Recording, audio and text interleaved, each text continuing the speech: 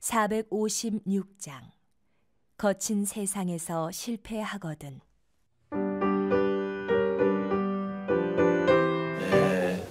우리가 이 승리를 지속하려면은 실질적으로 중간에 우리 신앙관이 끊겨서는 아니 되겠죠. 근데 지금 마가복음에서 우리에 주는 메시지는 뭐냐면은 옛날 이스라엘 백성들이 표적을 구하면서 하나님 말씀에 대한 청종력이 약했어요. 아마 이 시대도 그런 것 같아요. 그래서 우리가 구하는 것이 만약에 표적이라면은 우리의 신앙은 표적이 나타나지 않았을 시에 우리는 흔들릴 수밖에 없다라는 것을 오늘 본문에서 말씀하고 있다고 볼 수 있겠습니다. 그래서 이 마가복음의 특징을 좀 몇 가지만 말씀을 드려본다면은 인간이 너무 완악하다라는 거예요. 하나님이 보셨을 때도 그렇고 인간 스스로가 우리를 볼 때도 이 완악함은 누구에게든지 다 있다라는 것을 마가복음에서 우리에게 말씀하고 있습니다. 또 하나는 뭐냐면은 제자들이나 사람들의 이 생각, 자기 생각에 의해서 하나님을 따르고 있다는 거예요.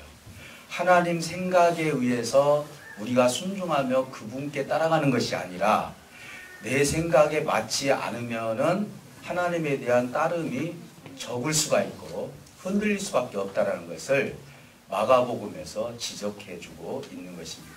이걸 오늘 좀 구체적으로 우리가 말씀을 나눠보면은 여러분들이 쉽게 이 부분을 이해할 수 있겠다 생각이 듭니다. 우리가 이 본다라는 것, 우리가 저번에 비전 채널에서도 보는 것과 듣는 것의 차이에 대해서 한번 나눠본 적이 있어요. 그랬는데 그것은 어떤 하나님의 말씀 중심이라기보다도 우리가 신앙생활하면서 사람이 하는 것을 보는 것과 사람이 말하는 거에 듣는 것, 이 차원에서 우리가 이야기를 하다 보니까 오히려 보는 것이 더 확실하다, 이 결론이 나왔죠. 그래서 아마 이 부분에 대해서는 서로가 피차 인지를 했었고요. 그래서 우리는 사람들이 평가하는 말에 흔들리지 말자, 그래서 듣는 것에 너무 우리가 신경 쓰지 말자, 우리가 볼 때 그들이 즐거워하고 기뻐하면은 그것이 우리의 답이고 우리의 즐거움이 되는 것이다 했어요. 그러면 이 차원은 지금 우리가 살아가면서 생기는 현상을 얘기를 했다면은 오늘 본문에서 나오는 듣는 것과 보는 것은 역으로 얘기하고 있어요.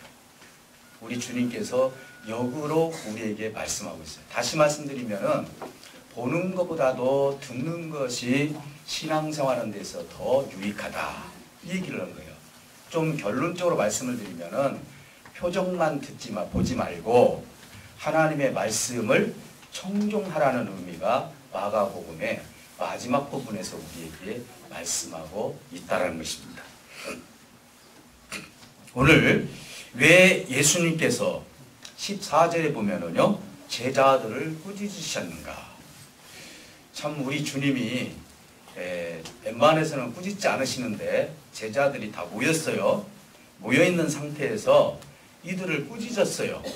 그 원인이 뭐냐면은 그들이 예수님이 부활하시기 전에 여제자들을 통해서 예수님이 부활을 했다, 이렇게 이야기를 하니까 도마 같은 사람은 봐야 믿겠다고 생각을 했고요.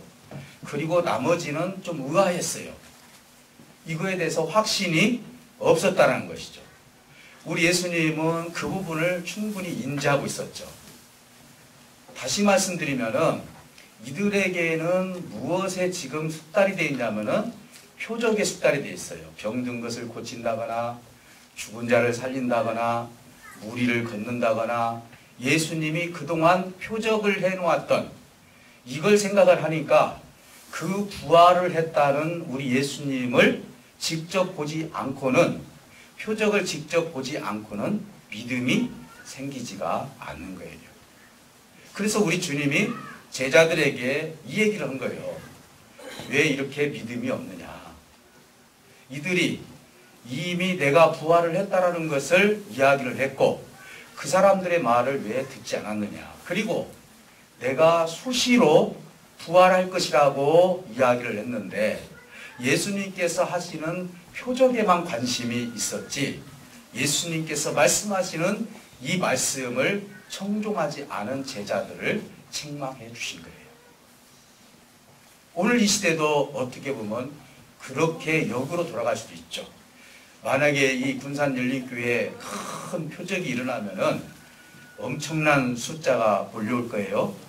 예, 죽은 자를 살렸다거나, 예, 병든 자를 손만 대면은 뻘떡뻘떡 일어난다거나, 그러면은 아마 1년 내에 이 자리가 한 1부, 2부, 3부 예배까지 해야 되지 않을까요?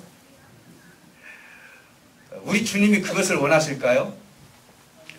예, 절대로 그걸 원하지 않죠. 이 이제 말씀을 우리가 듣다 보면은 왜 예수님께서는 표적이 아닌 말씀을 들으라고 하셨는지 그걸 우리가 충분히 이해할 수 있다라고 볼 수 있겠습니다. 그런데 아이러니하게도 예수님께서 표적 얘기를 또 해요. 잘 보면은 뭐라고 했죠? 너희들이 귀신을 쫓아내고 방언을 할 것이며 뱀을 들을 것이고 독을 마셔도 죽지 않을 것이다. 이게 표적이죠. 그러면은 예수님께서 이 표적을 왜 다시 한번 강조를 하셨는가? 여러분들이 정말로 주가 무엇이고 부가 무엇인지를 항상 우리가 알아야 돼요. 우리가 무슨 행사를 하더라도요, 주가 무엇이고 부가 무엇인지를 알아야죠.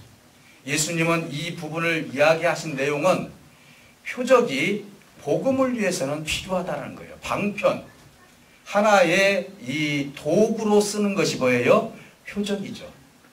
도구로 쓰기 위해서 하나님께서는 표적을 우리 인간들에게 허락하실 때가 있다라고 말씀하고 있는 거예요. 지금도 보면은 우리 한국보다도요, 아프리카나 우리 선교지에 가면은요, 믿음이 없이 기도했는데도 오히려 그것을 믿고 그 기도받은 사람이 오히려 더 놀랄 정도로 역사가 일어나는 경우가 있어요. 나는 믿음 없이 기도했는데 이게 예를 들어서 뭔 역사가 일어났어요. 그것 때문에 놀래. 나 믿음 없이 기도한 것이 이루어진 것에 대해서 놀래. 오히려 어떻게 보면 이 시대에도 이 표적이 없는 게 아니라 하나님의 복음을 위해서는 때로는 이런 표적들이 일어날 수 있다라는 것을 하나님은 말씀합니다. 다시 말씀드리면은 표적은 복음에 대한 방편이지 목적은 아니다. 믿습니까? 네. 예. 그렇다면 오늘 표적에 대한 예를 우리가 한번 구약을 통해서 우리가 한번 살펴볼 필요가 있습니다. 구약은 표적이 엄청나게 많이 일어났죠. 시내산에서 사건부터 시작을 해서 그 다음에 애굽에서 10가지 재앙, 그리고 홍해를 건넜던 거, 사실 430여 년 동안 이스라엘 백성들이 하나님에 대해서 잘 모르고 있었는데 만약에 10가지 재앙이 없었다면 그들이 하나님을 인지할 수 있었을까요? 없었을까요? 없죠. 이 10가지 재앙에 대한 심판은 뭐냐면은 애굽의 신들을 심판했던 거예요. 그리고 이제는 결국 바로가 이스라엘 백성들을 내보내주었어요. 그리고 나서 이제 홍해를 딱 오게 되는데 홍해 앞에 딱 섰을 때 이제는 더 이상 건너갈 수 없는 일이 생기고 말았습니다. 이때 역시도 하나님께서는 모세를 통해서 표적을 베풀어 주셨는데 그건 뭐죠? 홍해가 갈라지는 사건이었죠. 그리고 나서 그 백성들이 싹 이제 가나안 땅을 가기 위해서 홍해를 건너는 모습을 보게 되고 그리고 그 뒤에 애굽의 군대들이 쫓아오면서 수장되는 모습을 보게 됩니다. 이 표적을 보고 얼마나 많은 백성들이 소고를 치면서 찬양을 하면서 박수를 치면서 하나님을 높여드리고 있습니다. 근데 문제가 보이지 않았을 때가 큰 문제였죠. 이제는 그들은 지금까지 끌려왔을 때는 표적을 보고 왔어요. 근데 지금은 조금 있으니까 배가 고프기 시작합니다.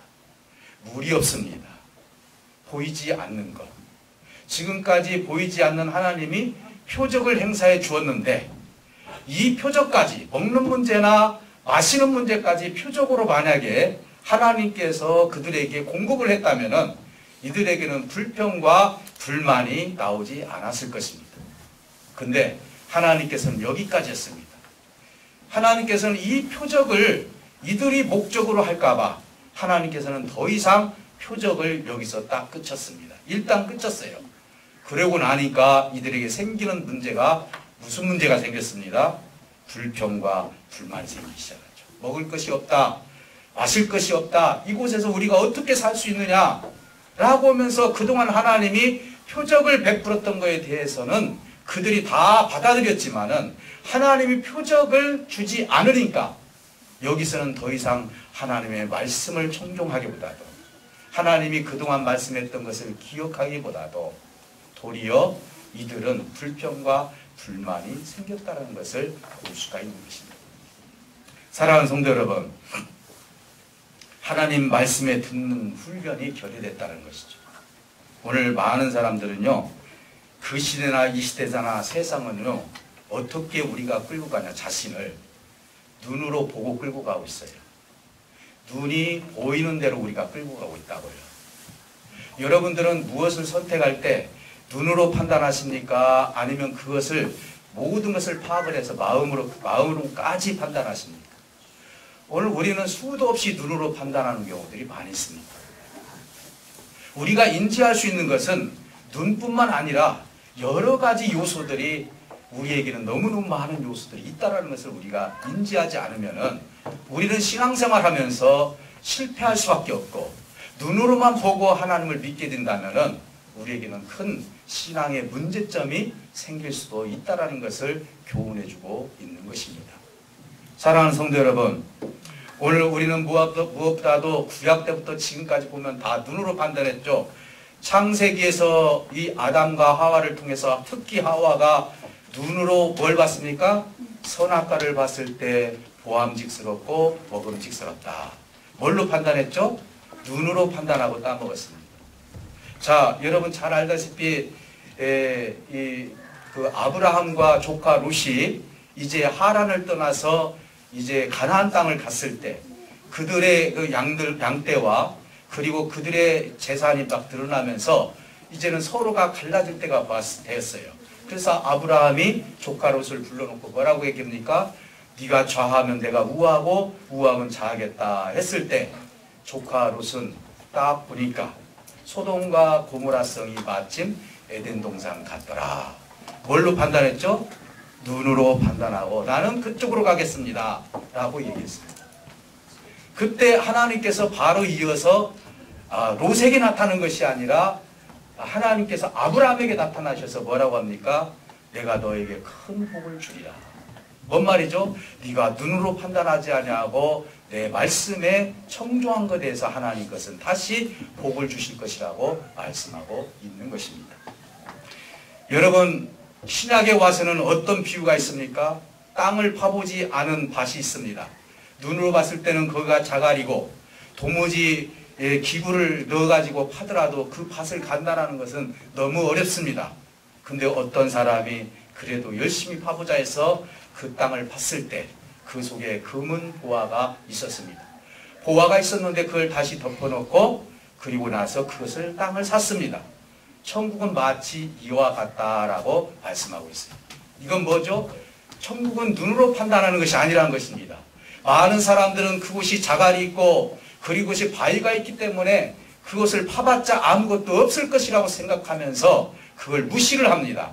그러나 우리 믿는 사람들은 이 길이 고난의 길이고 돌 같은 돌짝 같은 길이고 어떤 길이라 할지라도 이 길 속에서 하나님을 찾을 수 있다라는 믿음을 가지고 고난 중에도 하나님을 의지하고 가는 사람에게는 마침 땅속에 파묻어 있는 보화를 찾는 것과 같다라고 예수님은 우리에게 말씀하고 있는 것입니다. 우리 예수님은요, 마가복음에서 땅속에 묻혀있는 보화처럼 눈으로 보이지 않는 하나님의 세가가 있다는 것을 말씀하고 있습니다. 왜 너희들이 내가 부활한 것만 보고 너희들은 나를 믿으려 하느냐? 그 사람들이 부활을 했다 하면은 내가 그동안에 너희에게 말씀을 했던 거, 지금까지 청종하지 못했던 것이 너희들에게는 믿음이 없는 것과 같다.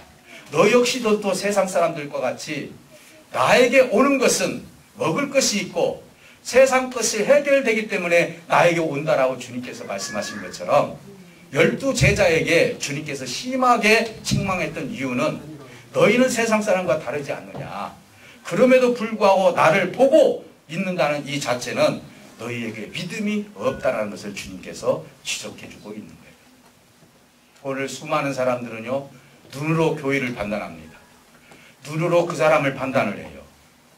눈으로 어떤 사람들을 판단을 해가지고 너무나 실수를 많이 해요. 우리 하나님은 눈으로 판단하시는 분이 아닙니다. 우리의 마음의 중심을 보시는 하나님이시오. 믿습니까? 사랑하는 성도 여러분, 오늘 우리는 무엇보다도 듣는 귀가 열려야 될 줄 믿습니다.